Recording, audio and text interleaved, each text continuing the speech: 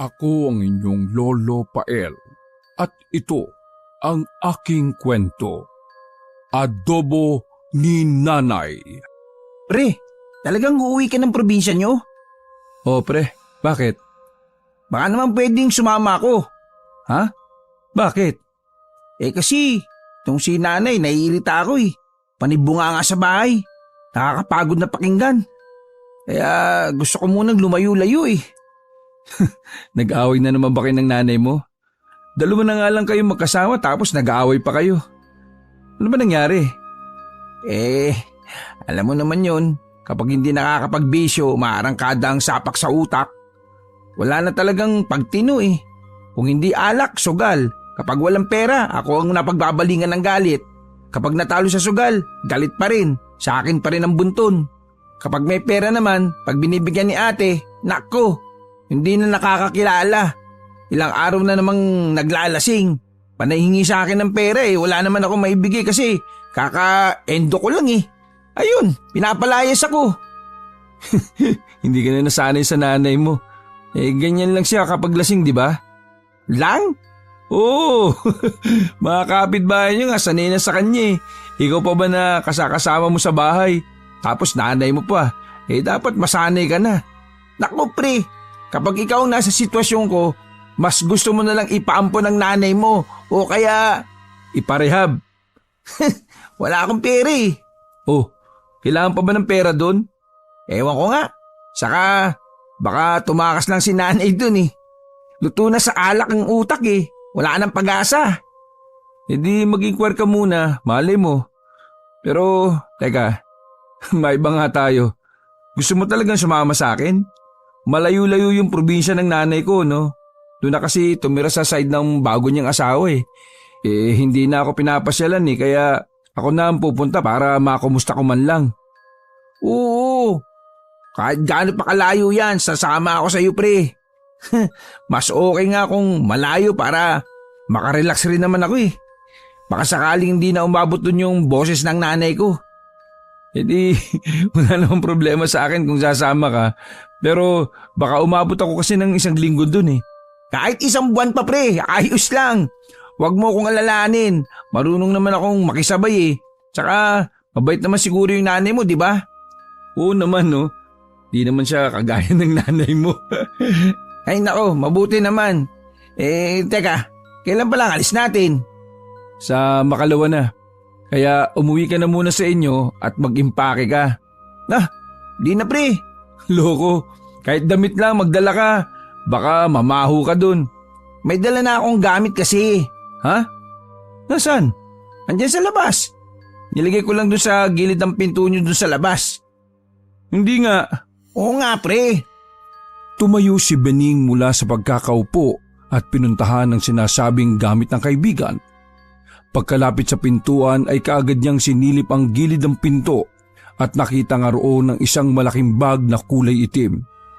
Sandali nga pre, hindi ka sasama sa akin sa probinsya no? Naglayas ka no? Napakamot na lang ng ulo si Bening nang ngumiti ng malapad ang kaibigang si Abian. Sa ngiting yun ay nasagot na nga nito ang tanong na talagang naglayas nga ito. Walang iya ka. Sasama-sama ka pa talagang dito ang sadya mo.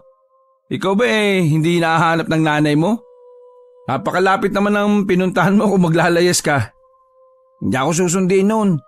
Mantuwa lang nun kapag nakitang umalis ako. Ang totoo niyan pre, pinapalayasan niya talaga ako eh. Nung nakaraang linggo pa no? Bakit daw? Naiistorbo kasi. Hindi makagalaw na maayos.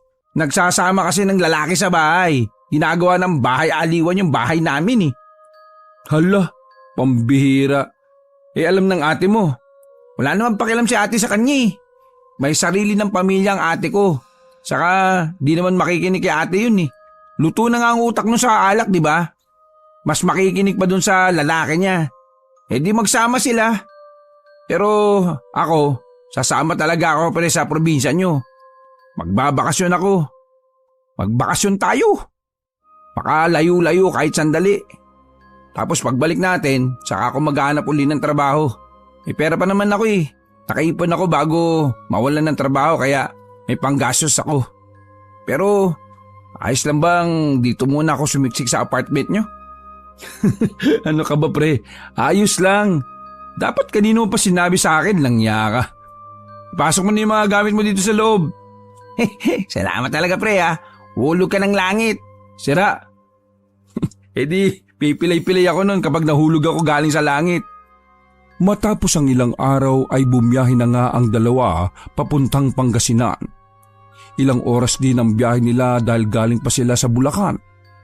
Pagkababa nila ng bus, panay ang linga ni Bening sa paligid para hanapin ang terminal ng tricycle. Ano pre, sabihin mo kung naliligaw na tayo ha. Mukhang hindi ka mapakali. Tama bang binabaan natin? Tama ang lugar. Nakailang tanong ako sa doktor kanina eh. Ang kaso nga lang, ang sabi ni nanay may terminal ng tricycle kapag bumabaan na ng bus. Bakit wala? Wala namang meron dito kundi yung mahabang kalsada lang. Paano yan? Saan na tayo pupunta ngayon? Tara, maglakad-lakad tayo. Baka naubos lang yung tricycle sa dami ng pasahero. Di sige. Wala tayong magagawa kung hindi ang palakasin ng loob natin. Baka nga naubos yung mga tricycle kahit wala naman tayong makitang ibang pasahero maliban sa atin. Baka pati ang terminal nila naubos din ng mga pasahero ano. Sige na, nakakatulong ka ng malaki. Wala mong cellphone yung nanay mo, tawagan mo na lang kaya. Wala yung cellphone. Sabi niya, sitio lang ang tirahan nila doon. Wala ngang kuryente sa kanila eh. May pailan-ilan daw na solar light sa gilid ng daan pero ang iba sira na ang battery. Ha? Paano nagkakakontakan yung dalawa? Kapag bumababa siya ng bayan, may outlet doon na pwedeng tumawag. Hindi magbabayad siya per minute ang singil. Wow! Mukhang interesting ang lugar ng nanay mo ha. Mukhang mararanasan natin ang buhay sa panahon ni Adan at Eva. Habang naglalakad-lakad sila, may natanaw na si Bening na nakaparadang tricycle sa di kalayuan. Ayun pre, may tricycle na ako nakikita. Tara, lapitan natin. Baka namamasada yon. Oo nga Sige, tara, lapitan natin. Baka maagawan pa tayo ng ibang pasahero. Dami pa naman natin dito. Mga invisible nga lang. Siraulo ka talaga. Pagkalapit nila, kaagad na tinanong ni Bening ang lalaking nakaupo sa loob ng sidecar ng tricycle. Magandang araw po, boss. Namamasada po ba kayo? Sabay na nanlaki ang mga mata ng magkaibigan nang biglang dumungaw ang lalaki para tingnan sila. Maputla ang kulay ng kutis nito, pati ang labi. Lubog ang mata at nangingitim pa ang paligid. Impis na rin ang pisngi at may payat na pangangatawan. Tiningnan sila ng lalaki mula ulo hanggang paa at kinilatis ng husto. Nakita pa ni Abyan ang paglunok ng laway ng lalaki.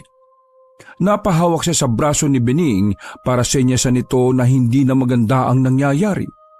Seryosong nagsalita ang lalaki. Mas kumabog pa ang dibdib nila dahil sa malaki at mababa nitong boses. Saan ba ang punta nyo? Nautal na sumagot si Bening. Halos magkabulol-bulol na ang kanyang pagsasalita. Sinabi niyang ibinigay na address ng kanyang ina at ang palatandaan nitong uri daw ng halaman na hindi naman niya alam kung ano ang itsura. Pero nang marinig yun ng lalaki ay bigla na itong tumango. Doon ba ang punta nyo? Tama ang pinuntahan yung terminal. Dito nga sa Kayan. Sige, sumakay na kayo at ihahatid ko na kayo doon. Bumaba ang lalaki at dumiretso ito sa kanyang motor. Nagkatinginan naman ang magkaibigan. Sa mga mata nila ay nagtatanungan sila kung sasakay ba o hindi. Pero napaigtad sila nang biglang nagsalita ang lalaki. Nakasakay na ito sa motor at binuhay na rin ang makina. Ano? Sasakay ba kayo? Madalang ang tricycle doon. Bumabalik lang dito kapag may sakay. Kapag walang lumalabas na tao mula sa sityo, wala ring nalabas na tricycle. Kaya sasabay ba o dito kayo matutulog? O ano, tara na, sakay na tayo. No choice pero sige, nakabahan lang ako pre. Normal ba itong driver? Tingin ko naman normal yung tricycle niya. Basta, yanda mo na lang yung sarili mo sa pagtalon mamaya. Sumakay na ang dalawa pagkatapos ay pinaandar na ng lalaki ang sasakyan. Habang nasa biyahe sila Panay ang tanong ng lalaki kung sino ang pupuntahan sa sityo. Panay ang silip nito sa sidecar kapag nagsasalita. Nagpipigil naman ng hininga ang dalawa dahil amoy na amoy nila ang tindi ng pagka-bad breath nito. Sino ba ang pupuntahan niyo sa sityo? Napakadalang na may pumuntang turista doon eh. Hindi pa kasi nabibisita yung lugar namin ng mga tagalabas. Pero matutuwa kayo. Talagang napakaganda doon. Kapag nakita niyo ang lugar namin, ipamalita niyo pagbalik para naman dumami ang pumupuntang turista. Taga roon po yung nanay ko, boss eh. Nakapag-asawa ng taga roon. Ganun ba? Hindi na ako magtataka kung paanong nabihag ng nanay mo ang taga sa amin. Kita mo naman ang itsura ko, hindi ba? Magagandang lalaki kami. Matitikas ang katawan. Magaganda ang kutis. Bukod doon, talagang maginoo at magigiliw ang mga tao sa sityo. Nagkatinginan uli sina Bining at Abyan nang marinig nila ang pag-build up ng lalaki sa sarili nito. Nagpigil ang dalawa ng tawa. Siniko naman ni Bining ang kaibigan dahil pabulong-bulong pa ito sa kanya. Pre, curious ka ba sa itsura ng mga kasityo niya? Nakakaya itsura natin eh. Mukhang mga pangit tayo sa lugar na ito. Uso pala dito ang zombie looks. Uy, tumahimik ka nga. Baka marinig ka. Sino nga uli ang nanay mo? Ano ang pangalan? Alam nyo kasi, maliit lang ang sityo namin eh. Kaya kilala namin ng lahat ng taga ron. Rosalinda po ang pangalan niya. Pero Ising po ang nickname niya eh. Ewan ko lang kung nagpalit siya ng nickname nung tumira siya sa lugar ninyo. Si Ising. Anak ka pala niya. Nako, magaganda ang lahi niyo. Talagang maganda ang nanay mo eh. Nung unang punta niya dito sa amin, pinagkakaguluhan talaga siya. Artistahin kasi. Bagay na bagay talaga mga ganyang itsura sa lugar namin. Wala kayong makikitang pangit doon. Halos gusto nang humagalpak ng tawa ni Abyan dahil sa pinagsasabi ng lalaki. Isinubsob na lang niya ang mukha sa likod ni Bining para hindi lumabas ang pinipigil niyang tawa. Parang gusto ko nang lumipat dito, pre. Sa lugar kasi natin, exotic ang itsura natin eh. Hirap ngang manligaw dahil sa kapangitan ko. Tapos sa lugar nila gwapo pala tayo. Ano kaya meron sa mata nila, no? Magpapatransplant ako. Hindi ba narinig ang sinabi niya? Lahi lang namin ni nanay ang sinasabi niya. Di naman kasama ang lahi mo. Yung lahi namin, aminado kong okay naman. Ewan ko lang sa lahi niyo ha. Huwag mong isama ang sarili mo pre. Di ka nabanggit. Humagalpak na sa tawa ang dalawa dahil hindi na nila napigilan. Sinabayan pa nila ng kalokohan ng pinagsasabi ng driver. Halos magta-30 minuto na ang biyahe nila. Nagtaka na si Abyan. Pre, itanong mo nga sa kasing gwapo nating driver kung malayo pa ba? Grabe naman ang lugar na to. Sino kayang turista ang pupunta dito kung ganito kalayo? Saka wala namang ibang nakikita sa paligid kung hindi kagaya lang din sa atin. Puno, damo, halaman. Walang zombie pre. Meron ha. Nagdadrive pa nga eh. Ay, oo nga pala. Nakalimutan ko. Boss, gaano na ho ba tayo kalapit? Malayo na. Malayo na? Malayo na ang nababiyahe natin kaya malapit na tayong makarating. Okay. Na-experience ko na rin pre. Ang kumausap ng talking zombie. In fairness, talking zombie na ang meron dito. Shh! Huwag kang maingay pre. Baka mamaya bigla tayong kagatin yan. Matapos ang ilan pang sandali ay nakakita na ang magkaibigan ng kabahayan. Nakahinga na ng maluwag si Abyan dahil pakiramdam niya ay ligtas na sila dahil may mga tao nang nakikita. Tuloy-tuloy na ipinasok ng lalaki ang kanyang tricycle sa loob ng kabayanan. Inihinto niya ang sasakyan sa tapat ng isang simpleng bahay pero simentado na rin ang dingding nito pero ang bubong ay pawid. Nandito na tayo mga brad. Sandali lang tatawagin na natin sila. Tulo mo! Ising! May bisita kayo! Pagkababa ng magkaibigan ay kaagad nilang tiningnan ng bahay. Ito na ba yung pre? Siguro, dito tayo hinatid eh. Kinausap na ni Bening ang driver para bayaran ang kanilang pamasahe. Pagkatapos ay narinig na niya ang boses ng kanyang ina. Bening! Anak! Anak! Kaagad na nilingon ni Bining ang kanyang ina. Pagkalapit ng babae ay niyakap niya ito ng mahigpit. Salamat sa pagatid sa kanila, Andoy. Hindi ko naman sila hinatid Namamasada talaga ako. O sige, doon muna ako tatambay sa labasan, baka may sumakay uli palabas ng sityo. Diyan na kayo. Sige, salamat. Ay, naku anak, buti at hindi ka naligaw. Sabi ko na matalino ka talaga mana ka sa akin. Ay teka, sino pala itong kasama mo? Ay, oo nga po pala, Nay. Si Abian po. Kaibigan ko. Saka siya po yung kasama ko sa apartment. Mabuti at may kasama ka doon sa tinutuluyan mo. Hindi na ako mag-aalala. Abian, kakaiba ang pangalan mo ha? Iba rin mag-isip ang magulang mo. Mabuti't sumama ka dito. Opo, para po makakita ng puno at damo. Marami niyan dito. Kahit makipagtitigan ka pa sa kanila. Oh, halik kayo. Ipakikilala ko kayo kay Tolome. Huwag niyo po sanang mamasamain pero pwede po magtanong? Oo naman, ano ba yan? Yung asawa niyo po ba kamukha ho nung tricycle driver na nasakyan namin? Dahil sa tanong na yon, ay biglang siniko ni Bening ang kaibigan. Ay, sorry naman pre. Curious lang ako Kapag nakita niyo si Tolome, saka niyo sabihin sa akin kung magkamukha nga sila. Nasaan ba si Tito, Nay? Nasa loob. Hinahalo ang niluluto kong adobo. Di ba, paborito mo ang version ko ng adobo? Ipinagluto kita anak. Ayun, sana all. Sana matikman ko rin. Ay, oo naman, matitikman mo din yon. Marami yung kaya pwede kayong kumain hanggang sa mabondat ang mga tiyan nyo. Ang ibig ko pong sabihin sana matikman ko rin ang may ina na malambing at maasikaso. Ay bakit? Ang nanay mo ba?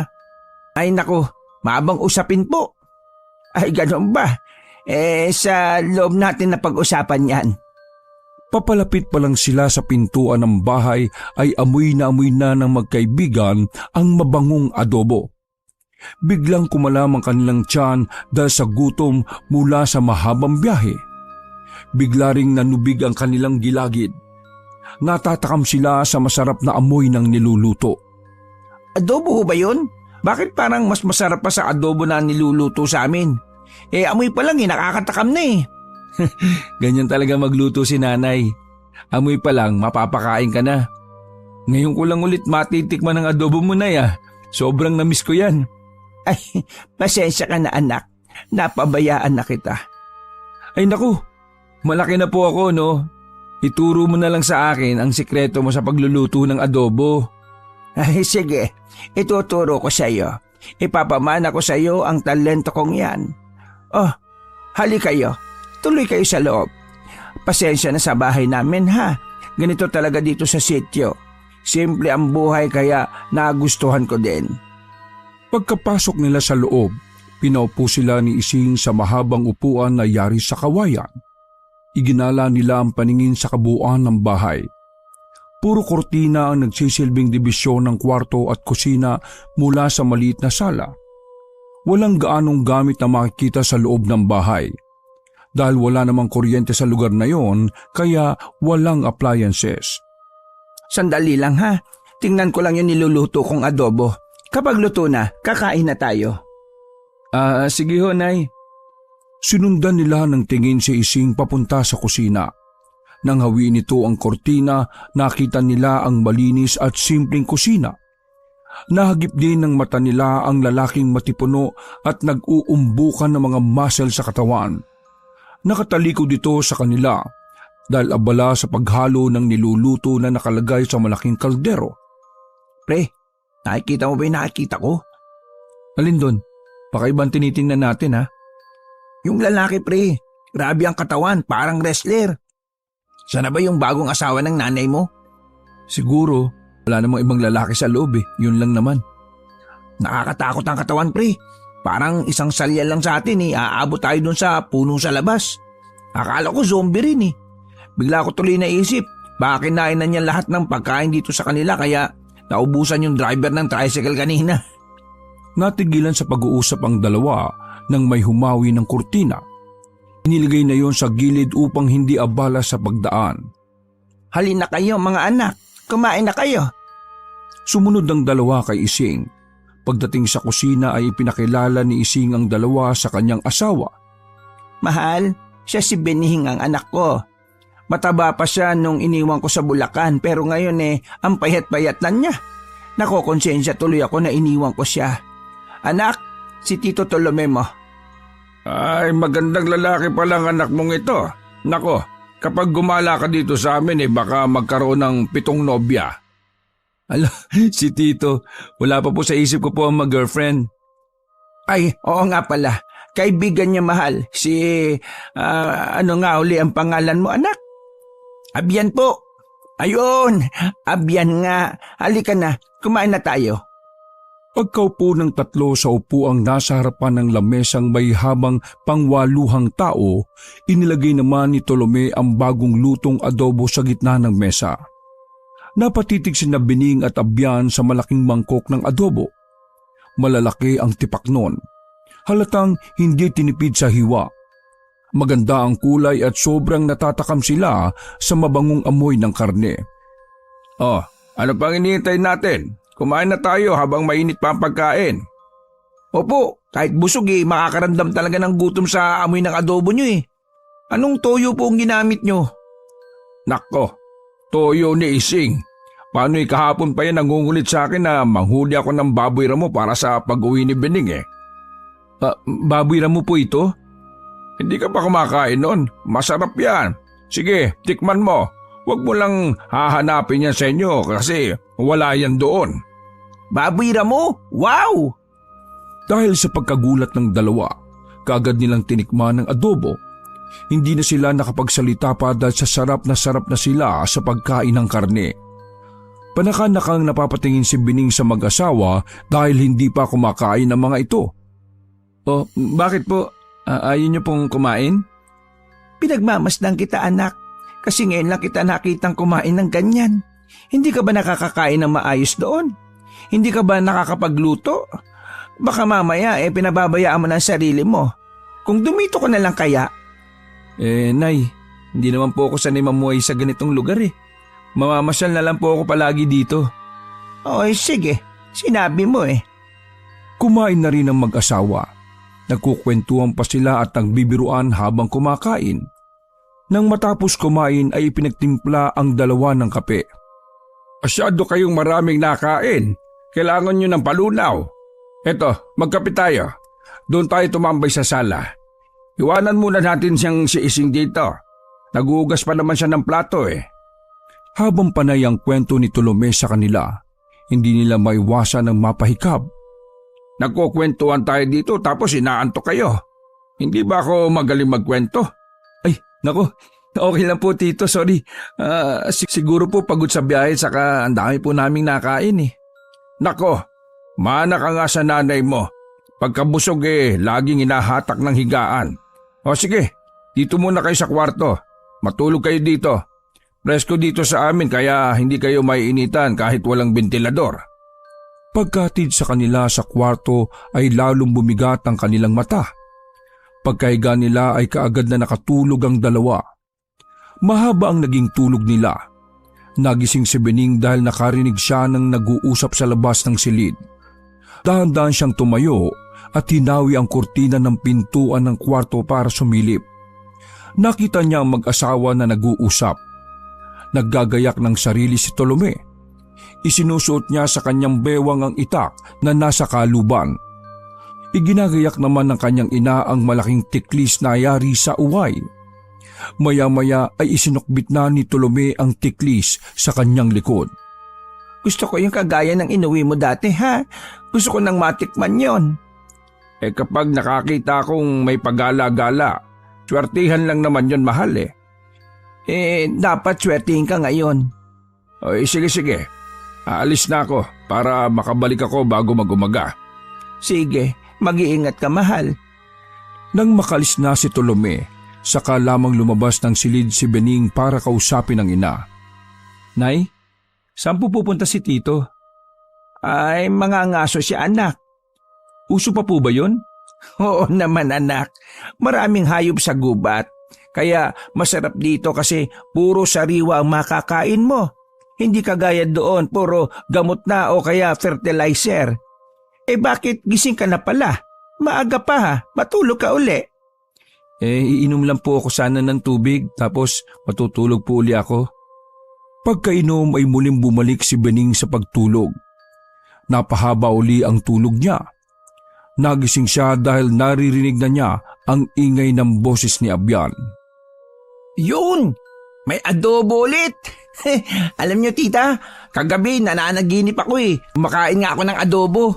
Bakit po hindi nakakaumay yung adobo niyo? Kahit tagmamantika, mas sumasarap habang kinakain Tapos, ang bango-bango ng karni. Ganon talaga dito anak. Kasi ang mga karni dito sariwa. Hinuhuli lang sa gubat. Maraming hayop sa gubat na pwedeng kainin. Ano bang hayop yung nahuli ni Tito? Bakit napakalaki naman yata? Naiinis nga ako kasi wala siyang huli ngayon. Wala po. Ano po yung tinitilid niya doon sa labas? Biglang nangunot ang noo ni Bening dahil sa sinabi ng kaibigan. Napatayo na siya sa higaan at lumabas. Sinilip niya muna sa bintana ng sala ang asawa ng kanyang ina.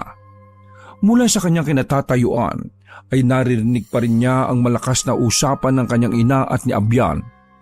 Kalabaw yon. Napadaan siya sa kumpare niya. Sakto raw na nakakatay ng kalabaw. Binigyan siya ng ilang parte. Kalabaw? Hindi pa rin ako nakakatikim ng kalabaw Ay ganun ba? Ngayon, makakatikim ka na. Habang pinakikinggan ni Bening ang pag-uusap ng dalawa, nakatuon naman ang paningin niya kay Tolome na abala sa pagtitilad ng karne sa labas ng bahay. Kalabaw? Ganun ba yung karne ng kalabaw? Sa bagay, di pa naman ako nakakita ng karne ng kalabaw. Medyo weird yung mga pinagkakain nila dito Nilapitan na niya ang kanyang ina at si Abyang na nasa kusina.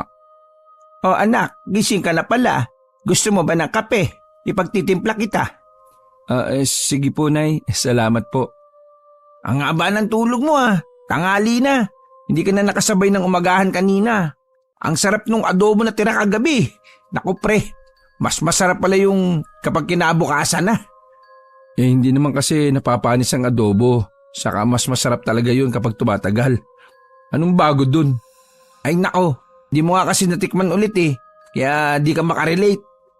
Adobo na kinain natin kagabi tapos adobo pa rin yung kinain mo kaninang umaga. Tapos narinig ko kanina tuwang-tuwa ka kasi mag-aadobo uli si nanay. Hindi ka pa ba nauumay? Hindi naman kasi nakakaumay yung adobo ni tite Habang tumatagal, sumasarap nga Ewan ko, parang hinahanap-hanap ko palagi. Yung lulutuin daw mamaya sa pananghalian adobong kalabaw naman. Adobo sa gata pre, sarap nun. Di ba Nay, masama ang karne ng kalabaw? Bakit masama? Sabi kasi nakakabinat daw yun. Kapag galing ka sa lagnat o trangkaso.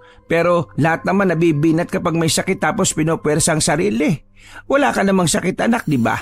Bakit? Natatakot ka ba sa kalabaw? Hindi naman po. Weird lang kasi. Ganon talaga ang pagkain dito. Kasi maraming may alagang kalabaw dito. Ginagamit sa bukid kapag may edad na o di kaya napilay ang kalabaw, kinakatay na yon. Naku, nakakatakot po palang mapilay dito, tita.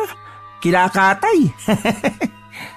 Biglang natahimik si Abian nang tiningnan siya ng seryoso ni Ising dahil sa pagbibiro niyang yon.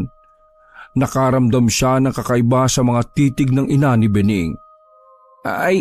Sorry po. Ayos lang naman. Nagulat lang ako sa tawa mo. Pagkapangit din Hala, si tita. Maya-maya ay natuon ang atensyon nila nang pumasok sa kusina si Tolome. Bitbit nito ang malaking timba na naglalaman ng tinadtad na karne. Titig na titig si Bening sa mga karning yon. May kung ano siyang nararamdaman sa mga nangyayari. Pakiramdam niya ay may mali sa karne. Kakaiba kasi ang itsura nito. Ipinagtataka pa niya kung bakit inalis na ni Tolome ang balak. Dito na lang mahal, iluluto ko na yan. Nay, may tutulong po ba kami? Ako na po maghuhugas ng karne. Ay, huwag na anak. Bisita kita. Hindi ka dapat gumagawa dito. Ubusin mo na lang yung kape mo. Tapos may itinuro akong ilog doon kay Abian. Puntahan nyo na lang para makaligo kayo. Maganda ang ilog na yon. Sakto, pagdating nyo, luto na itong ulam. Oo nga pala. O sige na, Bining. Ubusin mo na yung kape mo tapos puntahan natin yung ilog. Marami daw isda doon eh. Baka pwede tayong manghuli. Marunong ba kayong mamana ng isda?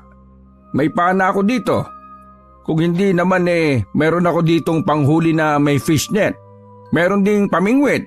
Mamili na lang kayo kung saan kayo mas komportable. Ayun! Salamat po, Tito. Di po kami sanay pumana ng isda eh. Siguro mamimingwit na lang. Binigyan sila ng tig-isang pamingwit. Pagkatapos magkape ni Bening, pinuntahan nila ang ilog na sinasabi ni Ising. Ilang minuto rin silang naglakad hanggang sa marating na nila ang ilog. Oh, maliit lang pala yung ilog na to eh. Pero malalim at malinaw ang tubig.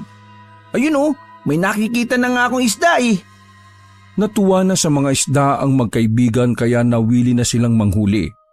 Maya-maya ay nagulat sila na bigla na lang nahahaluan ng kulay pulang likido ang tubig ng ilog. Pre, tingnan mo oh. Bakit kaya naging kulay pula dito yung parte ng ilog? Ha? Saan? Nilapitan ni Bining ang pwesto ng kaibigan. Nagulat din siya kung bakit nagkukulay pula ang tubig. Sabay silang napalingon sa itaas ng ilog. Hinagilap nila ng tingin kung anong meron doon. Natigilan sila nang makitang may kung anong nilalang na nasa itaas ng ilog. Ha? Anong klaseng hayop yun? Saka anong ginagawa niya? Lapitan natin pre. Parang may kinakain na kung ano eh. Baka wild yan. Tapos nakabiktima ng ibang hayop. Wild animal pala eh. Tapos lalapitan natin. Kung sugurin tayo niyan.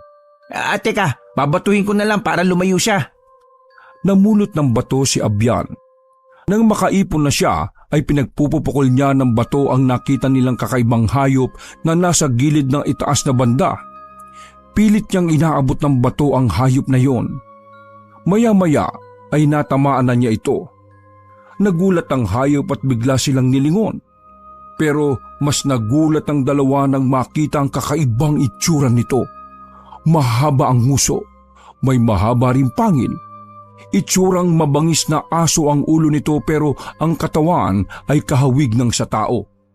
Ikinabigla pa niya ang namumulang mata ng nilalang na yon. Naliligo ito sa dugo na mula sa kung anong kinakain nito na nakalatag na lang sa batuhan. Maya-maya, biglang gumalaw ang hayop na yon na labis nilang ikinakaba. Inakala nilang susugurin sila noon, pero mabilis na tumakbo ang hayop habang tangay ang biktima nito. Pre, nakita mo ba yung tinangay niya?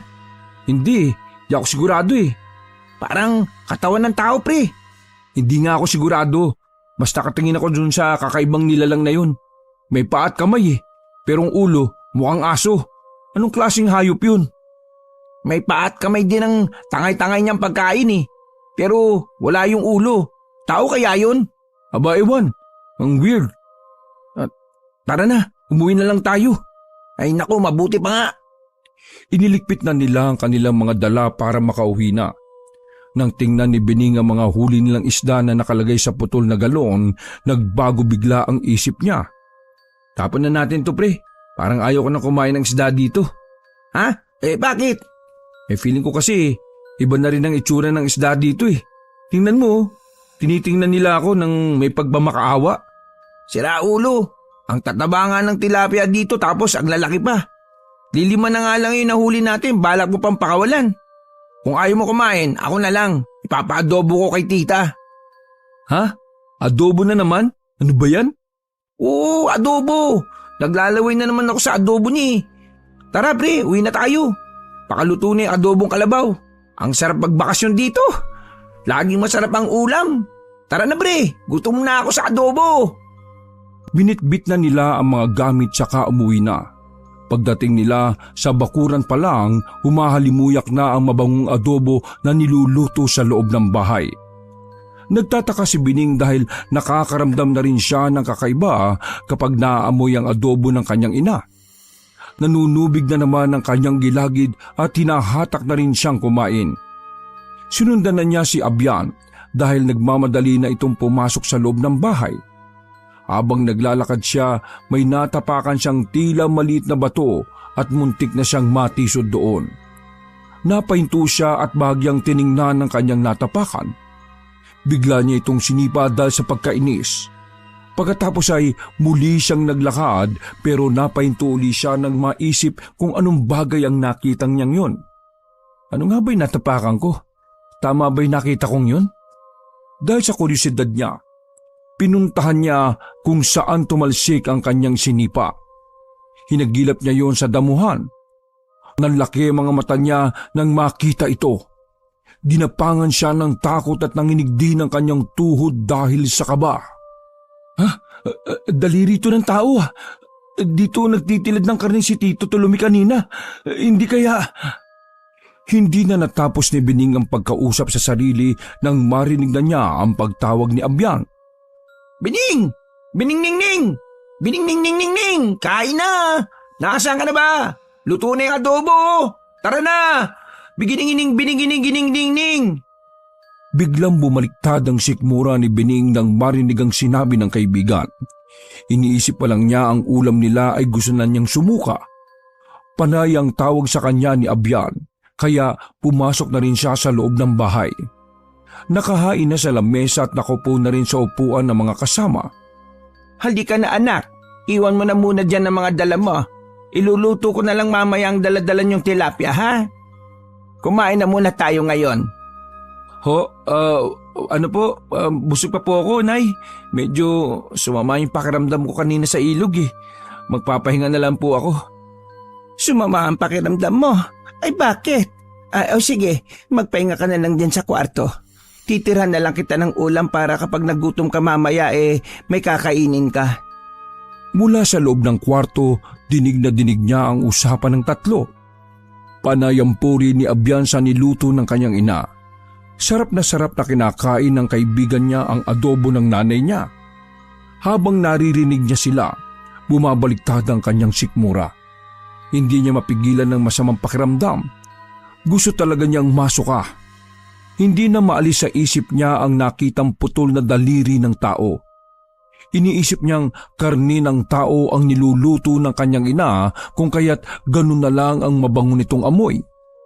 Dahil hindi niya na mapigil ang sarili, nagmamadali siyang lumabas ng bahay at sumuka na sa damuhan. Anak, ayos ka lang? Anong nangyayari sa'yo? Napalingon siya sa may pintuan nang marinig ang pagsasalita ng ina. Nakita niya nakatayo roon ng tatlo at nag-aalalang nakatingin sa kanya. Ano bang nangyari sa ilog, Abyan? Wala naman po. Baka po hindi maalis sa isip ni Bening yung nakita namin kanina. Ay anong nakita niyo sa ilog? May nakita po kasi kaming kakaibang wild animal na nanginginain po ng karni. Feeling po namin kasi tao yung kinakain ng hayop na yun. Mukha pong aso yun na hayop pero yung katawan tao. Ang weird nga po eh. Ano po klaseng hayop yun? Wild animal nga. Pero sabi-sabi lang yun dito sa sitio eh. Wala naman nakakakita ng personal sa hayop na yon. Ang sabi lang na matatanda noon, nilalapan nila ang isa't isa. Pero nambibiktima din daw yon ng ibang hayop. Nakakita pala kayo nun? Ibang klase. Ibig sabihin totoo nga sila.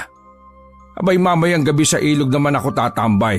Baka makahuli rin ako ng hayop na ganon. Ano pong tawag niyo sa hayop na yon? Tinatawag na lang yung asong gubat ng mga taga rito. Mukha kasing aso eh. Pumasok na rin sa bahay si Bening. Nag-aalala ang kanyang ina nang makita siyang namumutla. Namumutla ka anak? Sobra ka sigurong natakot. O sige, doon ka muna sa kwarto. Mamaya pagkatapos namin kumain hihiluting kita. Tsaka kahintay ni Bening sa kanyang ina, nakaidlip na siya. Bigla siyang naalimpungatan ng may dumamping kamay sa kanyang noo. Ay, pasensya na anak, nagising kita. Tinitingnan ko lang kung may lagnat ka. Wala ka naman lagnat. Malamig ka nga. Hindi ka ba nagugutom? Naluto ko na yung isda, inihaw namin kanina. Kung ayaw mo ng kalabaw mag-isda ka na lang. Mabilis na hinawakan ni Bening ang braso ng kanyang ina at hinigit niya yon. Nang malapit na si Ising sa kanya, binulungan niya ito. Hindi kalabaw o baboy ramong niluluto niyo, di ba, Nay? Ano bang sinasabi mo, anak? Nakita ko ng putol na daliri ng tao sa bakuran, kaya sumama ang pakiramdam ko. Nay, tama ba ako hindi? Kumakain kayo ng tao? Kumakatay kayo ng tao? Yung nakita namin sa ilog, hindi yung wild animal. Aswang yun, Nay, aswang yun. Mukhang nagdideliryo ka. Kailangan kitang madala sa manggagamot. Nagpumiglas ang kanyang ina. Baka sa kilos nito ang pag-iwas sa mga tanong. Bigla rin itong pinamutlaan kaya nahalata ni Bining na tama ang mga paratang niya. Muli niyang hinigit ang ina at tinanong. Halos bulungan na lang ang kanilang pag-uusap para hindi marinig ni Abyan at Tulume na nagkukwentuhan sa sala. Nay, sabi mo sa akin, nasa sityo ba kami ng mga aswang? Si Tito, yung mga tao ba yung hinuhuli niya kapag umaalis siya ng alanganing oras sa gabi?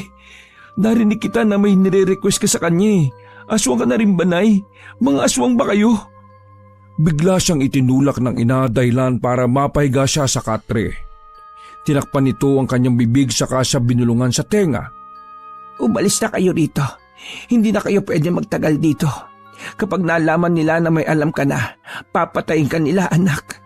Pero dahil may alam ka na, hindi mo na may tatago sa kilos mo.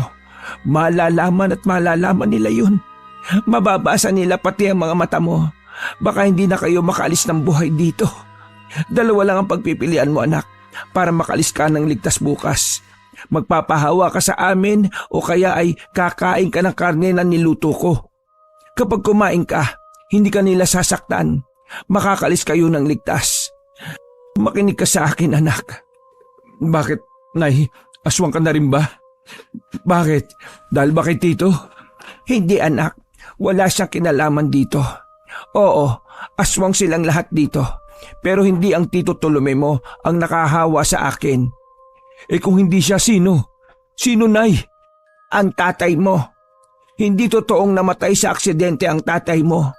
Namatay siya kasi napatay siya ng kapwa aswang. Hinawaan niya ako. Binubuntis niya ako para kainin ang anak ko. Hindi ko masikmura yon dahil kumakain sila ng tao. Ikaw lang ang anak kong nailigtas ko sa kanya. Nang makilala ko si Tulume, sumama ako sa kanya kasi alam kong magiging ligtas ako. Pareho kaming aswang, pero hindi kami kumakain ng buhay na tao. Kapag may nakikita kaming patay na, kinukuha namin ang katawan. Niluluto namin dahil hindi kami kumakain ng hilaw. Pero tao pa rin yun, Nay. Tao pa rin. Alam ko, pero hindi kami nabubusog kapag hindi tao ang kinakain namin, anak. Kapag hindi namin gagawin yon, bababaliw kami at doon kami mananalakay ng tao at kakain ng buhay. Alam kong maiintindahan mo rin ang lahat pagdating ng panahon. Dahil iniligtas kita, iniwang kita para hindi ka mahawaan. Pero ngayong alam mo na, umalis na kayo. Bukas na bukas, pero kailangan mong kumain ng karne. Si Abyan kasi, marami na siyang nakain. Hindi nakapagsalita si Bening. Nanginig ang katawan niya dahil sa takot. Napasiksik siya sa dingding habang sinasabunutan ng sarili. Hindi na gumagana ang isip niya. Gusto na niyang umalis pero wala siyang magagawa kung hindi sundin ang utos ng kanyang ina. Tiningnan niya ng seryoso ang ina. Ano, kakain ka na ba? Tumulo ang luha ni Bening na kaagad naman niyang pinahid. Marahan niyang tinanguan ang ina. Wala bang halo yun? Hindi ba ako magiging aswang? Si Abyan, ligtas ba siya? Ako ang nagluluto para masiguro kung walang halo ang kinakain mo. Ayaw kong danasin mo ang buhay na mayroon ako. Kaya hindi ako papayag na matulad ka sa akin. Kailangan mo lang kumain ng karne kasi naaamoy nila yon. Iisipin nilang kauri ka kaya hindi kayo masasaktan. Halika na sa kusina, anak. Kumain ka na. Sumunod siya sa kusina. Naupo siya sa harap ng lamesa at hinayaan ng kanyang ina na ipaghain siya. Halos hindi niya matingnan ang adobong niluto nito. Hindi pa man niya natitikman ay isinusuka na ito ng sikmuran niya. Kailangan niyang kumain. Medyo napanatag siya nang lumapit si Abyan. O pre, kakain ka na? Okay ka na? Baka sumama ang pakiramdam mo kasi nalipasan ka ng gutom. Kumain ka na madami. Sarap talaga niyang ginataang adobo. Napaparami ang kain mo eh. Hindi na niya kinibo ang kaibigan. Baka hindi siya makapagpigil ay masabi pa niya ang totoo. Kilala niya ito. Kapag nalaman ni Abyan kung ano ang kinain niya, baka magtatatakbo ito paalis sa sityo. Mas delikado kaya tumahimik na lang siya. Pikit mata niyang kinain ang adobo ng kanyang ina. Kada nguya niya ay pumapatak ang kanyang luha. Lalo siyang napaiyak nang marahan siyang hinagod ng ina sa likod. Binigyan siya nito ng tubig. Kada kagat niya sa karne ay tinutulak na lang niya yun ng tubig. Hindi na niya yun magawang nguyain. Pagkakain, hindi na siya nakatulog. Hinihintay na lang niyang mag-umaga. Masyadong mahaba ang gabing yon. Inip na inip siya. Kinabukasan, gulat na gulat si Abyan nang sabihan niya itong uuwi na sila. Ha? Teka pre, di pa tayo nakakapamasyal oh.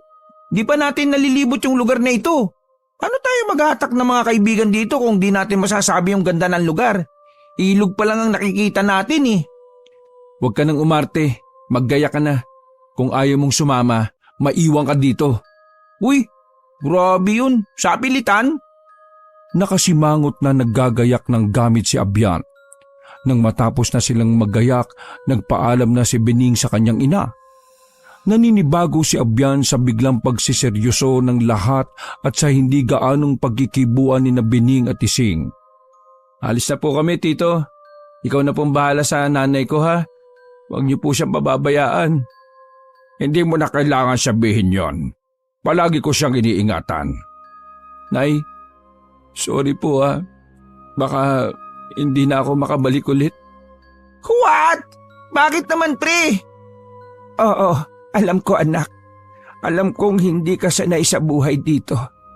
Naiintindihan ko. Huwag mong pababayaan ang sarili mo ha.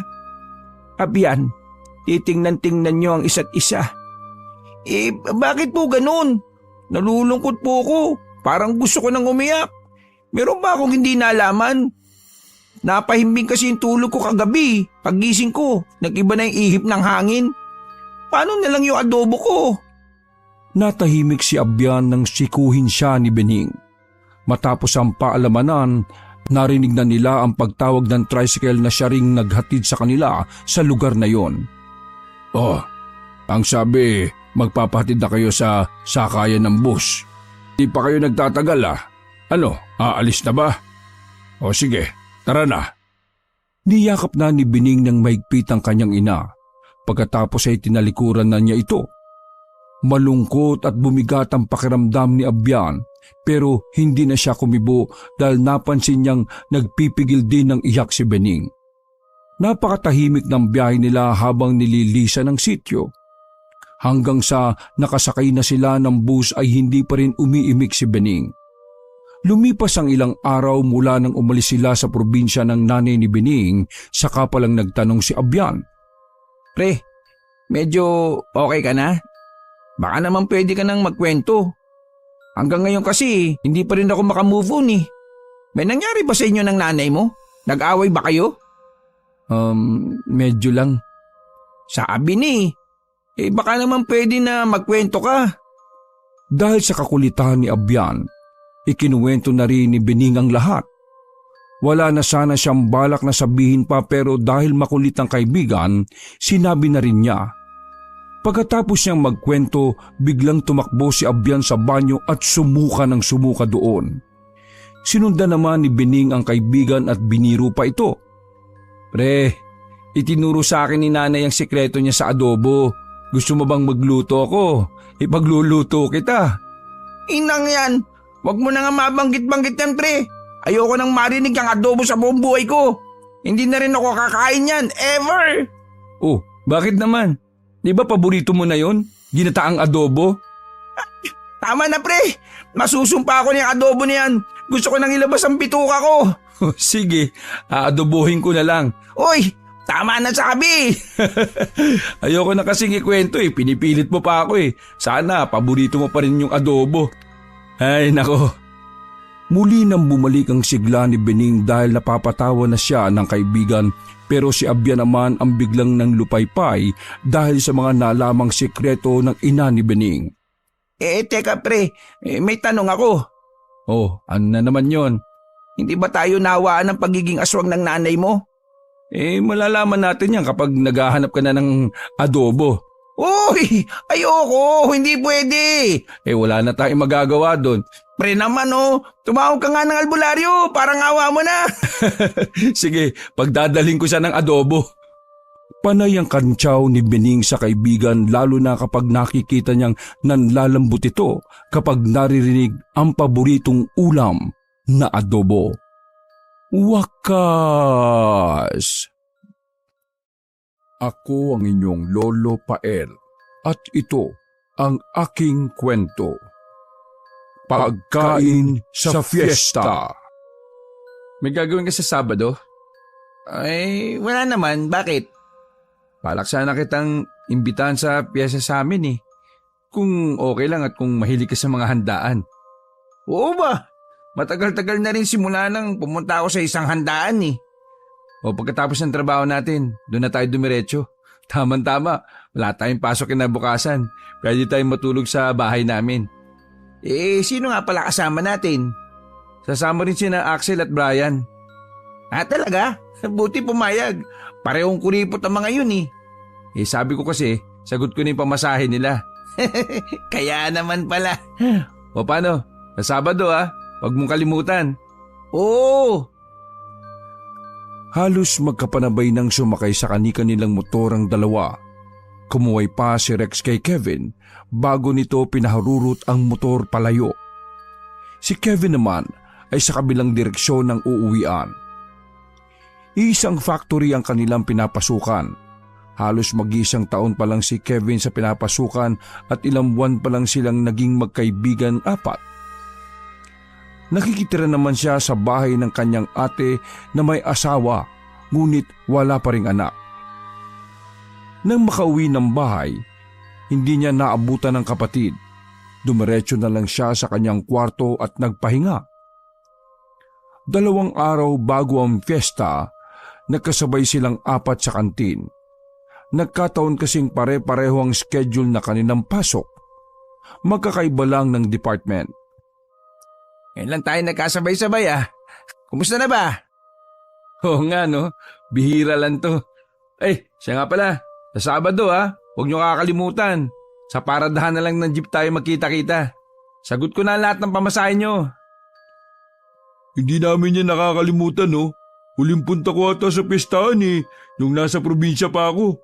Hindi ko pala lalampasin to Saan nga pala yung sa inyo? Sa San Victoria. Pamilyar naman siguro kayo sa lugar namin Hindi ko alam yan Alam niyo naman na nung nakaraang taon lang ako nandito. Hindi pa ako pamilyar sa mga lugar. Ang alam ko lang medyo liblib na yung lugar na yun. Sa may pinakadulo na yun ata ikaw Axel?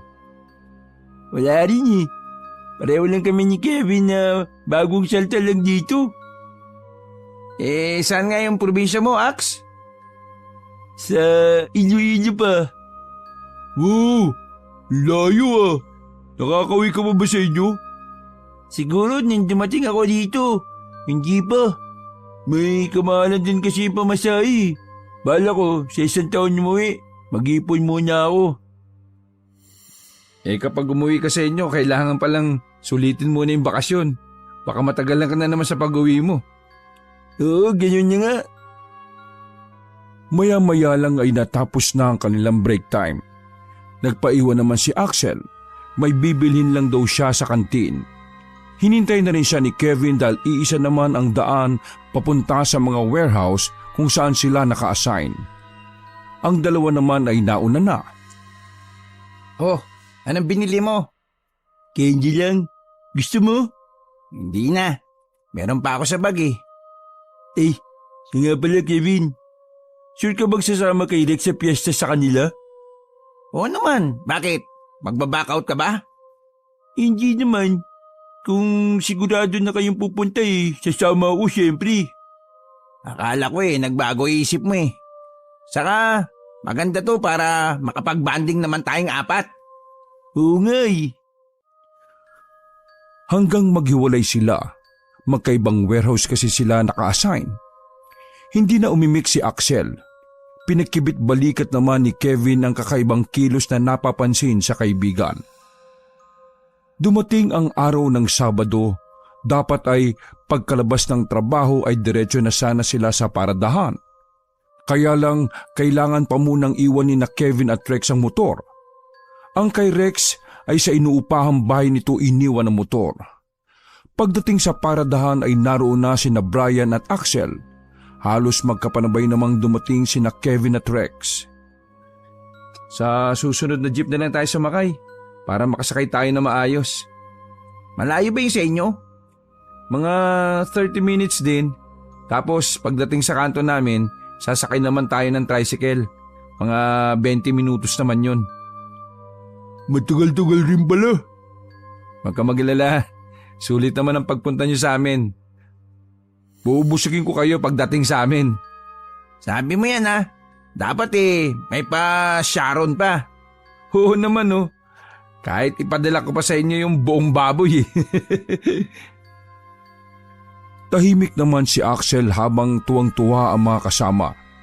Tanging siya lamang ang nakapuna sa kakaibang tingin na ibinibigay sa kanila ng mga naroon sa terminal. Ilang sandali pa nga dumating na ang bagong jeep.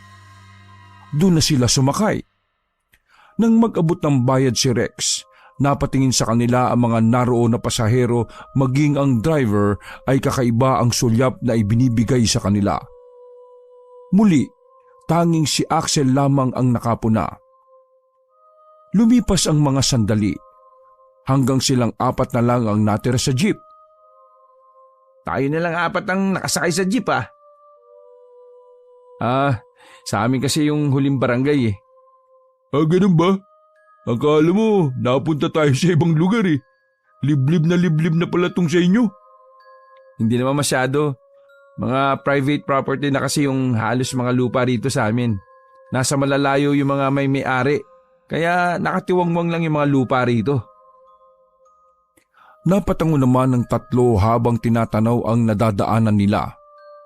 Maya-maya ay huminto na rin ang jeep sa isang kanto na may malaking puno sa tabing daan kung saan naroon ang mga nakapila na tricycle. Nang makababa, nagmamadali namang minaniobra ng driver pabalik sa pinanggalingan ng jeep. Bago paharurot na umalis, nag-aagaw dilim na rin ng mga sandaling yon. Tara na, sakay na tayo ng tricycle.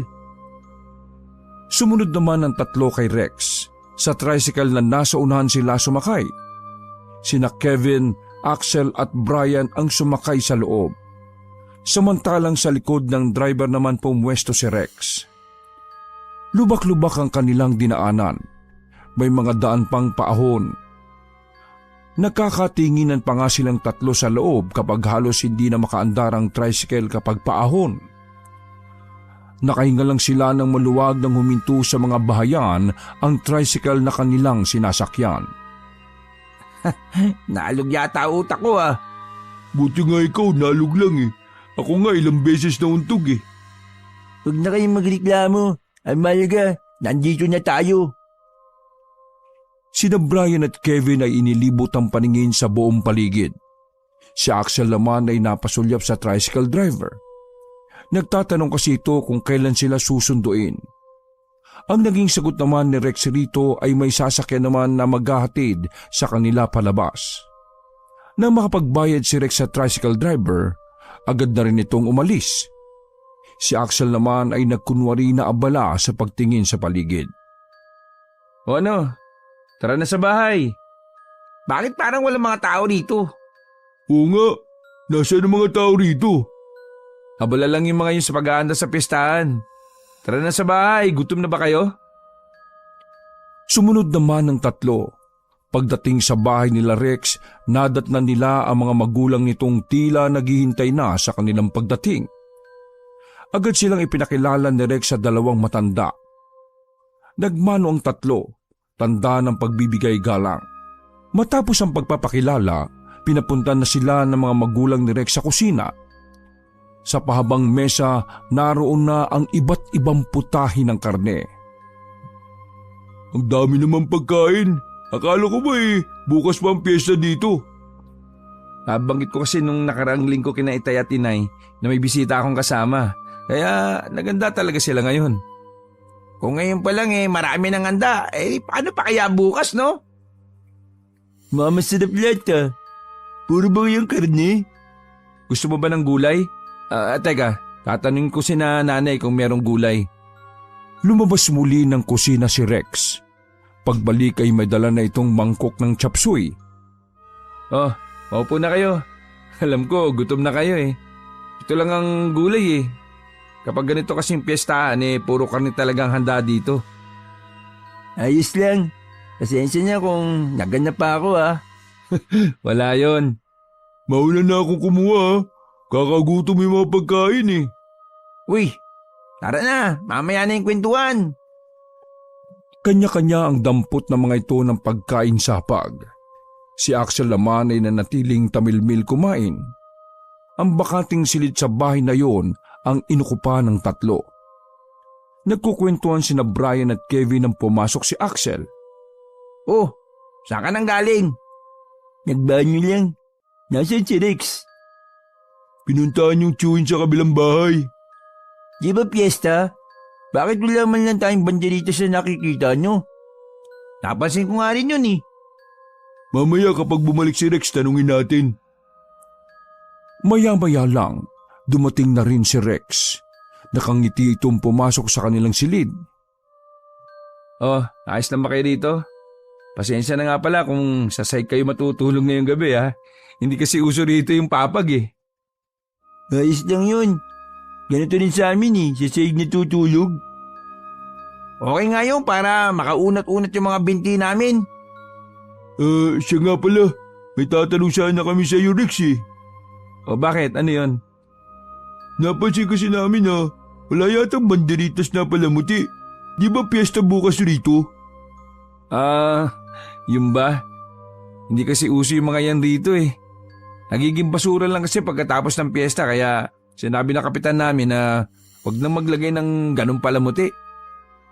Sabagay nga, may punto rin yung kapitan nyo. Teka, may ba ako? May nabibili bang alak dito? Kahit yung 4 kantos lang? Meron naman Bakit? Gusto niyo bang uminom? Sana Kung okay lang siya dalawa sasamantalin na sana namin habang walang pasok. Okay ako dyan. Ikaw, Axel. Sige, walang problema sa akin kung gusto niyo uminom. Kaya lang baka nakakaya sa mga magulang ni Rex Uy, ayos lang sa kanila yun O sige, dito lang kayo. Pupunta lang ako saglit sa tindahan. Marami naman tayong mapupulutan dyan O baka may gusto pa kayong idagdag. Mani na lang kung meron. Oh, ito yung ambag ko. Ay nako, tago mo na yung pera mo Ako nang bahala sa lahat. Nakakaya naman. Tanggapin mo na yung mga ambag namin. Ito sa akin Wag na. Bisita kayo dito Di ko kayo pinupunta rito para gumastos, di ba? Sabi ko nga naman sa inyo sagot ko lahat. Sigurado ka? Oo. O paano? May iwan ko muna kayo Baka mapagsara na tayo ng tindahan Maga kasi nagsasara mga tindahan dito. Lumakad na nga si Rex. Nagalok pa na samahan nila ngunit tumanggi rin ito. Ayaw daw nitong mapagod pa sila. Ibang klase rin na kaibigan si Rex, Mabait talaga yan. Medyo tahimik at seryoso nga lang sa trabaho. Siya nga pala. Hindi ako sanay uminom Huwag tayo masyadong magpapakalising. Oo naman Iinom lang tayo para masarap ang tulog natin mamaya. Mukhang presko dito Di pa nga tayo nag-uumpisa Natatakot ka na kagad malasing. Ikaw talaga Good boy yata si Axel Ngayon nga lang yata nakagala Sige pa rin ang kanilang kwentuhan nang dumating si Rex. Dala ang 4 kantos at 2 balot ng mani na gagawin nilang pulutan.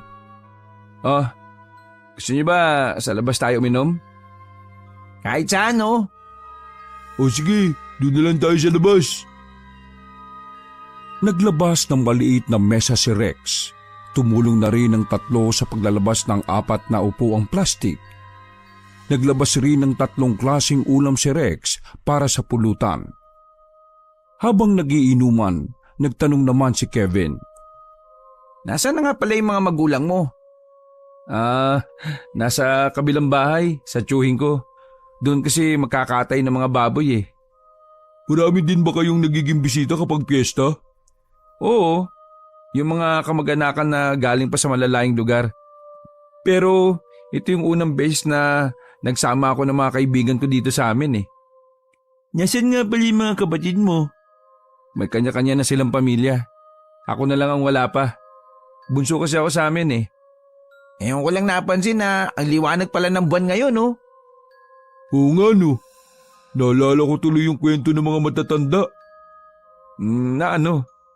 Kapag ganyang kaliwanag ang buwan eh, may lumalabas sa mga aswang? Bakit? Hindi ka naniniwala? Hindi eh. Si Axel ang tanongin natin. Di ba sa Iloilo sikat yung paniniwala sa mga aswang? Hindi ko alam kung totoo ba yung mga yun eh. Di ba kasi ako nakakakita? Saka, kwento-kwento lang ang nadidinig ko. Wala naman magpapatotoo. Oh, kita nyo na? Di yan totoo. Gawa-gawa lang yan. Gawa-gawa na kung gawa-gawa. Tagay na lang tayo. Sabay-sabay pa nilang itinaas ang kanilang baso para sa isang toast. Maghahating gabi na nang maubos nila ang 2 kwatro. Ramdam na rin nila ang tama ng alak sa kanila. Dinaan lang tayo sa kwentuhan. Ubus na pala natin tong 2 bote, oh.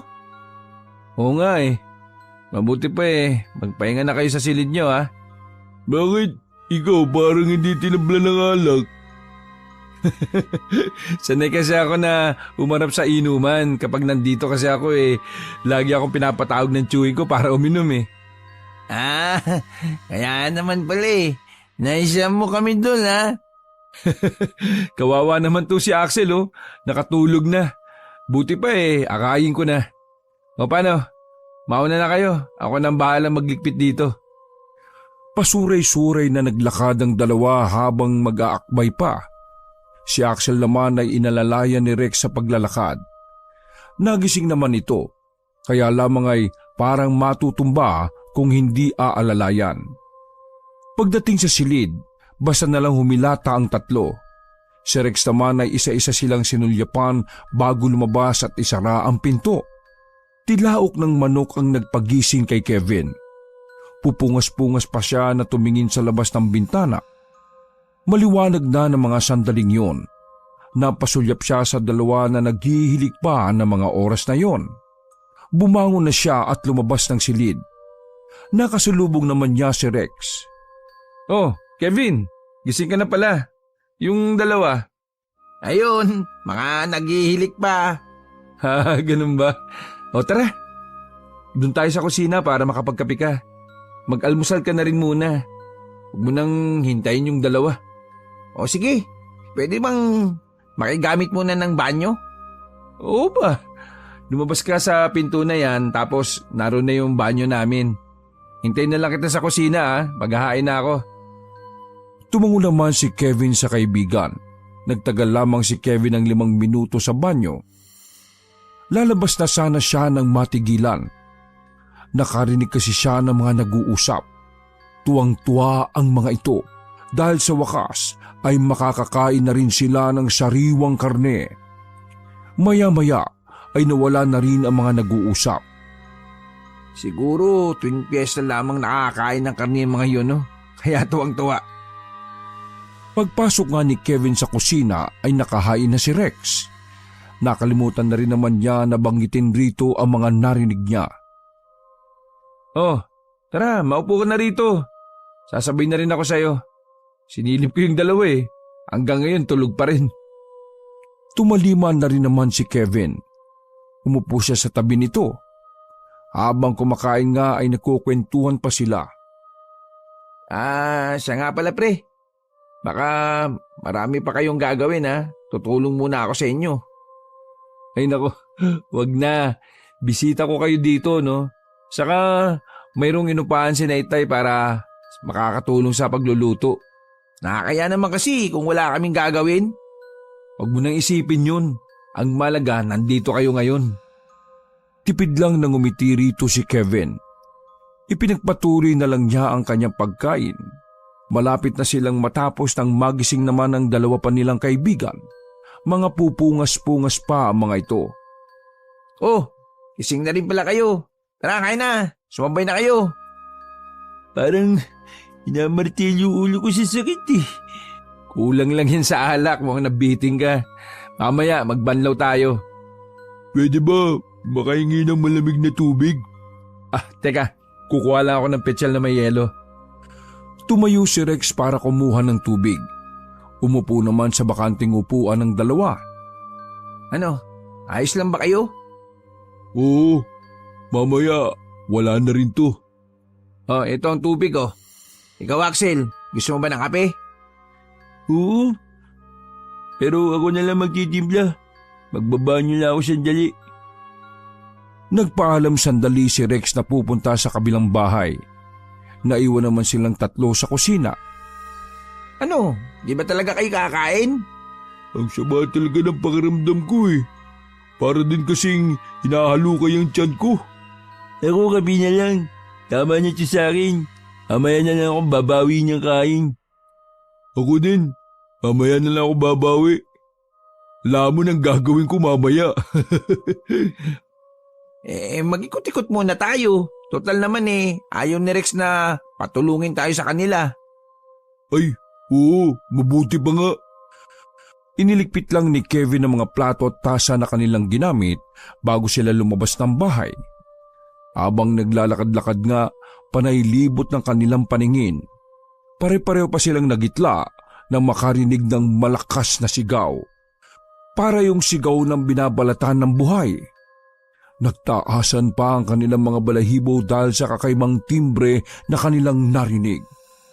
Uy, ano kaya yun? Parang sigaw ng tao yun ah. Tara, hanapin natin. Baka kailangan ng tulong. Yun yung gagaling sa bahay niya yun oh. Pinuntahan na nila ang bahay na yon. Sa likod ay may mga tao na may hawak ng mga itak at kutsilyo. May bakas pa ng dugo ang mga damit nila. Nang mapansin sila, blankong tingin lang ang ipinukul sa kanila. Oh, anong ginagawa niyo rito? Kanina ko pa kayo hinahanap ah. Sabay-sabay pa silang napalingon kay Rex na bakas ang pag-aalala sa muka. Ha? Naisipan lang namin na maglipot-lipot sa paligid eh. Mabuti pa, bumalik na tayo sa bahay. Sumunod naman silang tatlo kay Rex. Lumingon pa si Kevin. Nakatingin pa rin sa kanila yung mga tao. Sa pagkakataong yun, matatalim na ang titig sa kanila. Pagdating sa bahay ay agad na nagkwento si Axel kay Rex sa kanilang narinig. Kaya kami napunta dun. May narinig kasi kami sigaw eh. Nakakilabot nga eh. Baka namamali lang kayo ng dinig, no? Marami ang nakakatay ng baboy ngayon dahil fiesta. Parang hindi naman galing sa baboy yung narinig namin eh. Baka nga baboy yung kinakatay. Tipid naman nang umiti si Rex kay Kevin. Hindi na rin pinagpilitan ng dalawa ang kanilang palagay. Nang tanghali na, napansin ng magkaibigan na marami ng tao sa labas. Mga makikifiesta marahil. Inilabas na rin ang mga handa sa harap ng bahay. Nakalagay rin ang mga pagkain sa mahabang lamesa. May mga bangkong plastik na nasa tabi. May mga nagsisidatingan na rin ng mga kamag-anakan ng pamilya ni Rex.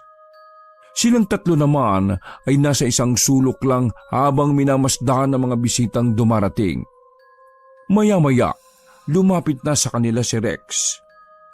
Oh, bakit hindi pa kayo kumuha ng pagkain? Maya-maya na, sila muna. Busog pa naman ako eh.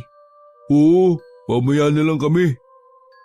Basta, huwag kayong mahiya ah. Puro naman namin yan kamag-anak eh. Bakit nga pala puro kamag-anak nyo lang ang bisita nyo? Hindi naman kami talaga naghahanda. Nagluluto lang kami kung sakaling may dumarating. Ngayon nga lang kami nagluto ng marami dahil sa inyo eh. Naku pare, salamat ha. Special pala kami. Oo naman oh. O sige na, kumuha na kayo. Sige na nga, nakakagutom yung amoy ng pagkain eh. Nauna nang tumayo si Brian. Nang makalapit sa mahabang lamesa at makita ang mga pagkain, lalo siyang naglaway sa mga yon. 2 plato ang pinaglagyan niya ng iba't ibang klase ng mga ulam. Si Kevin naman, kaunti lang ang kinuha. Para kasing hindi pa siya nakakaramdam ng gutom ng mga sandaling yon. Si Axel naman ay pawang minatamis at kakanin ang inilalagay sa plato. Hindi halatang gutom na gutom ka. Sabi ko naman sa iyo eh, lamon ang gagawin ko ngayon. Hinay-hinay lang sa subo ha. Baka mabilaukan ka. Ikaw, Axel, bakit yan lang kinuha mo? Hindi kasi ako masyadong mahilig sa karne. Ayos na to.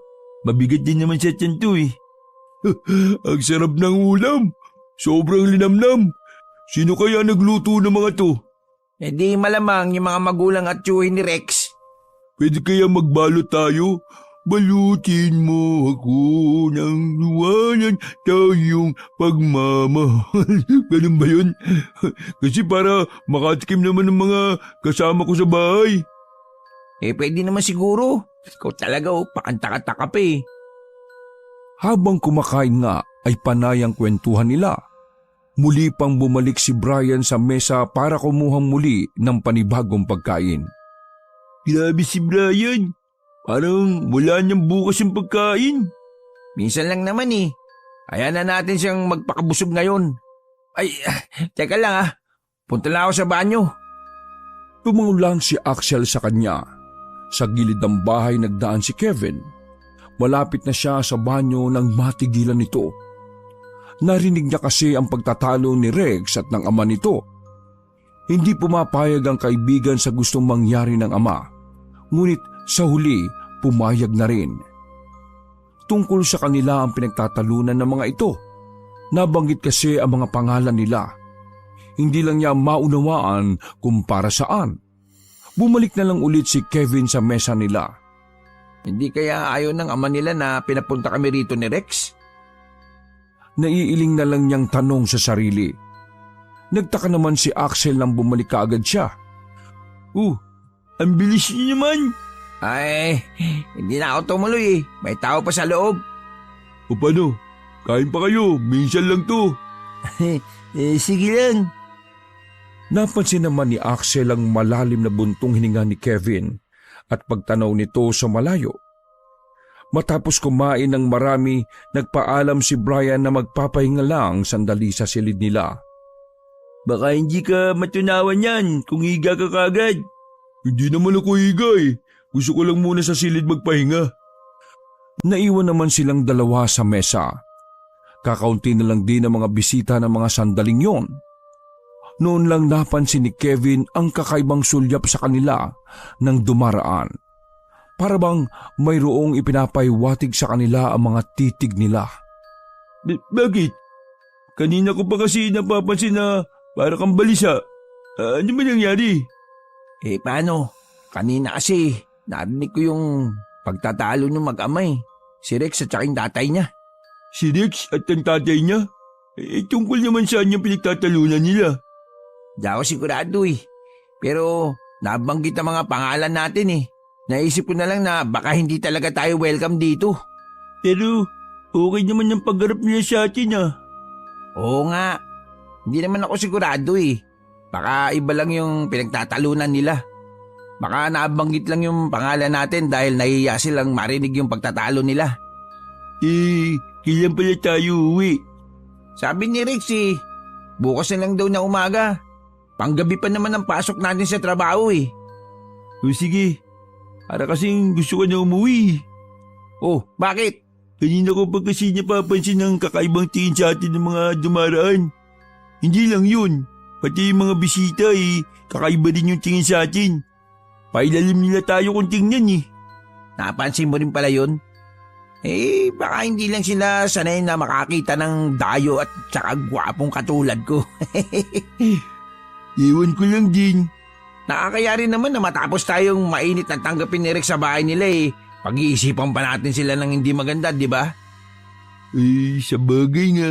Baka mali lang ako nang iniisip. Masyado nitong malayo Ano bang ibig sabihin mo? Sa probinsya kasi namin uso pa rin yung mga panglalason sa mga handaan katulad ng piyesta. Yung bang lalagyan ng lawa yung pagkain para makapangawa ng pagiging aswang. Ano? May ganun pa ba? Sa probinsya namin mayroon pa rin hanggang ngayon Pero sa mga dayo lang nila ginagawa yun. Napansin ni Axel na bigla naging tagus-tagusan ng tingin ni Kevin sa kanya. Paglingon niya ay nakatayo sa kanilang likuran si Rex. Oh, mukhang seryoso ang pinag-uusapan nyo Pinag-uusapan lang namin yung mga pagkain. Naparami kasi yung kain ni Brian Masarap daw lahat. Oo. May mga bisita pa ba kayong parating? Baka yung iba mamayang gabi na. Malayo kasi yung panggagalingan nila O paano?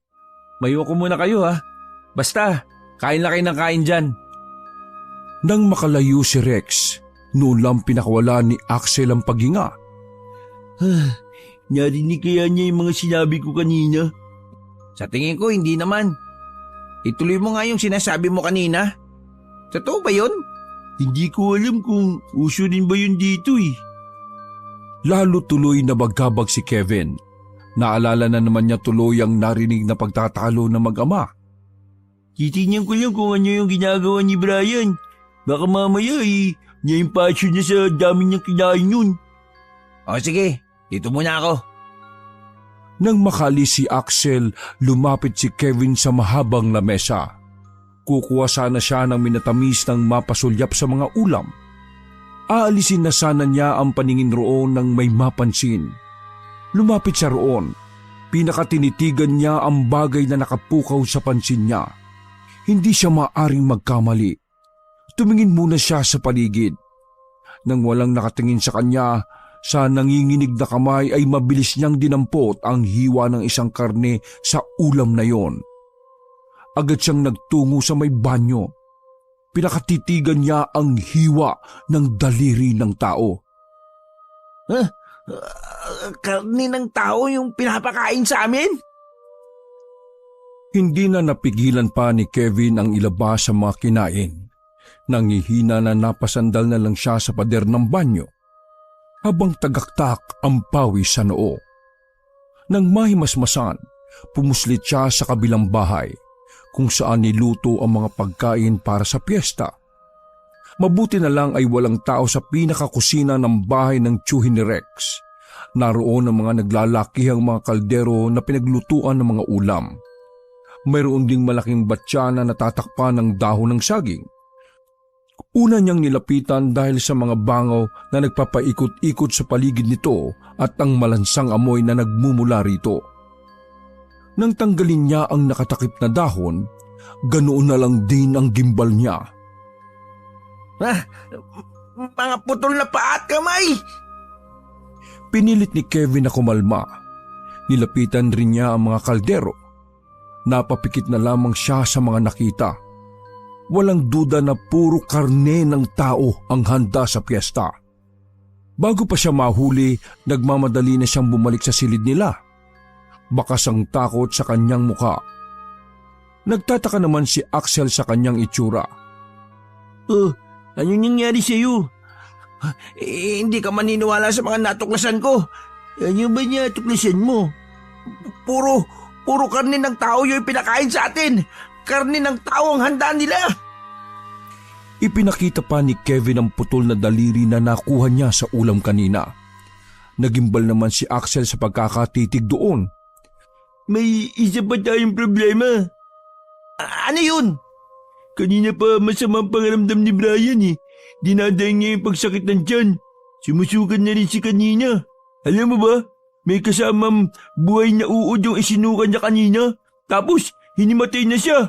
Kanina ko pa rin hinahanap si Rex pero hindi ko siya makita Wag mo na siyang hanapin. Kailangan natin makaalis rito. Paano? Wala pa rin malay si Brian. Susubukan kong humingi ng tulong sa iba. Delikado. Hindi natin alam kung pare-pareho ang mga tao dito eh. Paano kung tayo ang isunod nilang patayin? Huwag naman sana.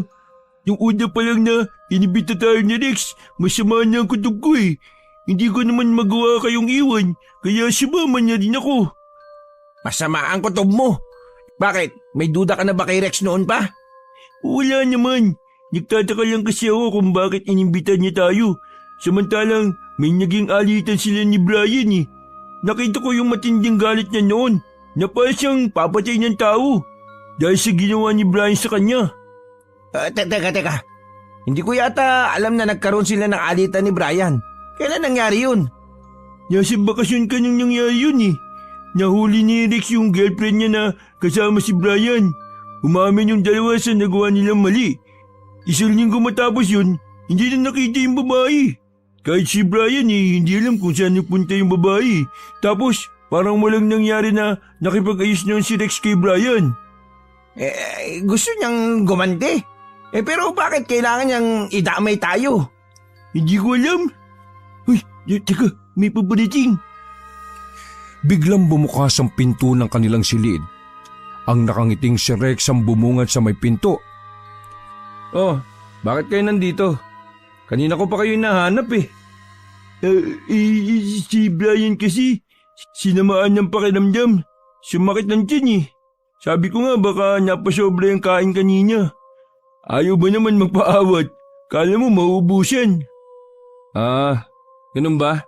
Teka, tatanong ko kay nanay kung meron siyang herbal na pwedeng ipainom kay Brian. Sige, salamat. Nang makaalis si Rex, tumayo si Kevin at tumanaw sa labas ng bintana. Wala na siyang natatanaw ng mga tao sa daan. Kailangan na natin makaalis dito. Kakausapin ko si Rex. Maya-maya, dumating na si Rex na may daladalang botelya ng gamot. Oh, ipatak mo to sa bibig niya. Mabisa daw yan, sabi ni nanay. Rex, siguro kailangan na naming umuwi ngayon. Masama talagang pakiramdam ni Brian eh. Katunayan nga sumuka siya kanina bago bawalan ng malay. Kaya kailangan namin siyang madala sa ospital. Bigla namang sumeryoso ang mukha ni Rex. Napalis bigla ang mga ngiti sa labi. Titig na titig din ito kay Kevin, na parang binabasa nito ang iniisip ng binata. Sinalubong naman ni Kevin ang titig nito. Sa huli ay si Rex ang umiwas ng tingin. Abala kasi yung mga tao ngayon. Sige, gagawa ko ng paraan. Hintayin niyo na lang ako dito. Salamat at naintindihan mo ako, pre. Oo naman, no? Responsibilidad ko kayo. Ako mananagot kung sakaling may hindi magandang mangyayari sa inyo sa poder namin. Lumabas nang muli si Rex. Nilapitan naman ni Kevin si Brian na unti-unti nang nagkakamalay. Gising, Brian, aalis na tayo dito. Dadaling ka namin sa ospital. Alis na kayo rito. Hindi sila tao. Iiwan niyo na ako. Sige na. Hindi mare, aalis tayo rito magkakasama. Kailangan mong labanan ng sakit na nararamdaman mo. Tumulo na lamang ang luha sa mga mata ni Brian. Tingin ko natuklasan na rin niya yung lihim ng mga tao dito. Kanina kasi, meron siyang sinasabi na hindi ko maintindihan eh. Bago pa siya mawala ng malay, paulit-ulit niyang sinasabi na umalis na tayo dito.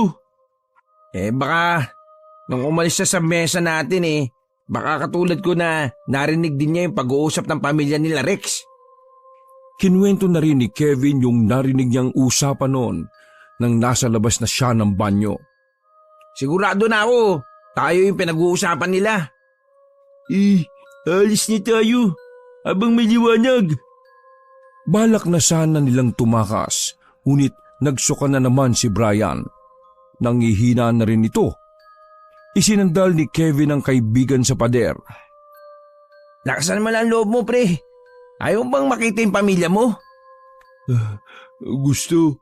Kaya lang, parang wala na akong lakas pa eh. Kami ang magbibigay sa'yo ng lakas. Kaya tatagan mo loob mo. Lalabas lang ako Maghanap ako ng ibang daan na hindi nila tayo mahuhuli. Akala ko hindi ka na babalik. Sabi ko naman sa iyo, di ba? Sama-sama tayong aalis dito. Si Axel, nasan?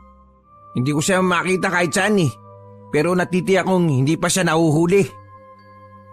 Iniligay niya ang braso ni Brian sa kanyang balikat at saka sila dahan-dahang lumabas ng bahay. Sa likod tayo dadaan. Wala akong nakita mga tao doon. Paano si Axel? Dadali mo na kita sa ligtas na lugar. Saka ko siya babalikan. Sa mga sagingan sila nagdaan. Nang makalampas sila ay kalsada na pala ang bahaging yon. Saan kayo papunta ang daan na ito, no?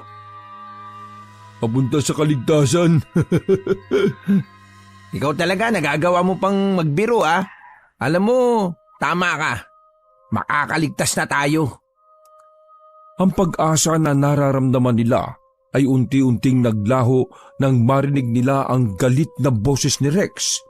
Pinababalik sila nito. Ang bilis naman nila tayong natuntun. Baka naamoy nila tayo. Halos kalad-karin na ni Kevin si Brian para makalayo sa mga humahabol sa kanila. Iwan mo na kaya ako. Iligtas mo na ang sarili mo, sige na. Pabigat lang ako sa iyo eh. Tumahimik ka nga dyan. Aalis tayo na magkasama. Nang lumingon si Kevin ay malapit na sa kanila ang mga humahabol sa pangungunan ni Rex. Akala ng dalawa mahuhuli na sila. Nasilaw pa nga sa papasalubong na tricycle. Nang huminto yun sa tapat nila at makilala ang sakay, tila biglang napawi ang takot sa kanila. Bilisan niyo sumakay, dali! Tinulungan ng dalawa na makasakay si Brian bago sumakay sa likod ng driver si Kevin. Saka yung pinaharurot ng driver paalis sa lugar bago pa tuluyang makalapit ang mga humahabol sa kanila. Dumiretso sila sa may ospital para matingnan agad si Brian. Nasa loob naman ng ospital ang dalawa habang hinihintay ang doktor na tumingin kay Brian. Buti, nakatakas tayo, no? Pinilit ko talaga makatakas. Narinig ko kasi may balak na masama sa atin yung mga magulang ni Rex eh. Hinahanap pa nga kita eh. Saan ka ba nagpunta? Nasa labas ako ng bahay nang marinig kong pinag-uusapan tayo ng mga bisita. Ngayong gabi sana nila tayong balak patayin. Naisip ko na makipagsapalaran at humingi ng tulong. Nagkataon naman na sinandya palang bumalik ni Manong driver eh. Kaya siya yung sasakyan natin. Sabi niya, nagbaka sakali siyang dumaan doon.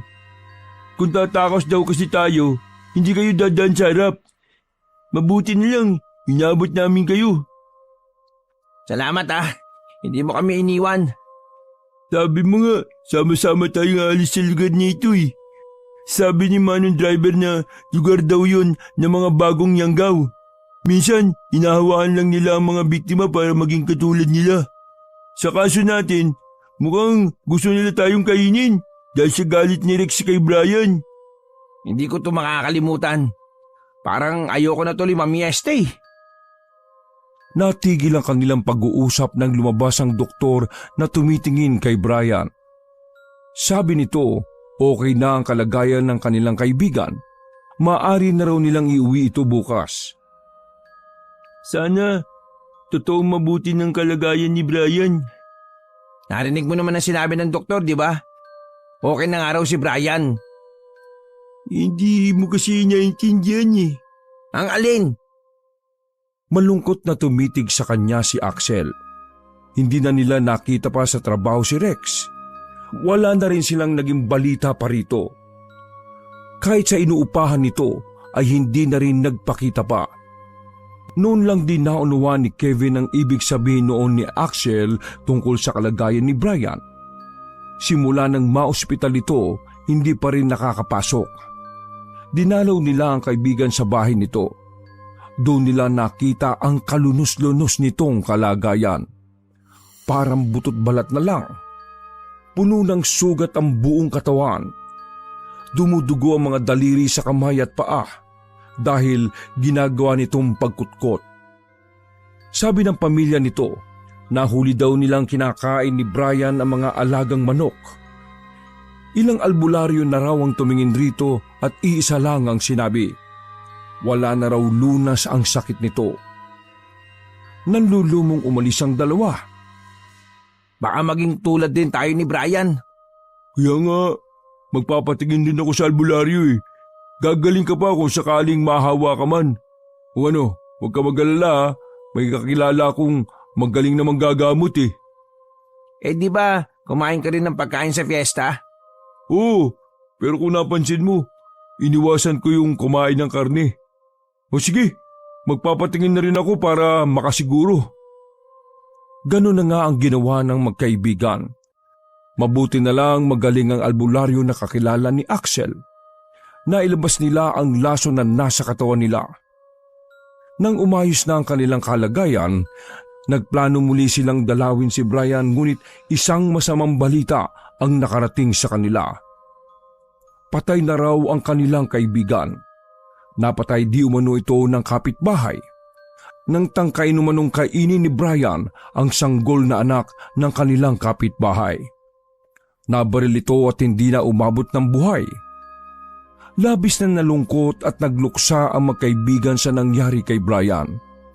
Sa kabila ng nangyari, nais pa rin nilang magsilbi yung aral sa kanila. Wakas!